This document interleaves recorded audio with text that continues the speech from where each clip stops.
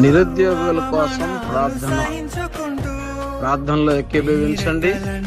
ఎవరైతే ఉద్యోగం లేక బాధపడుతున్నారో వారందరికీ యేసయ్య ఉద్యోగం ఇవ్వబోచు ఉన్నాడు. ప్రార్థన చేస్తున్నాను.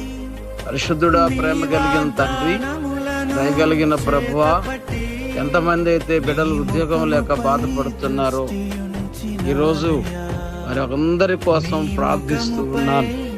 నీ నామములో మంచి ఉద్యోగాలు వచ్చునుగా. రేపు ఎవరైతే ఇంటర్వ్యూస్కి వెళ్తారో అందులో సెలెక్ట్ అవునుగాక.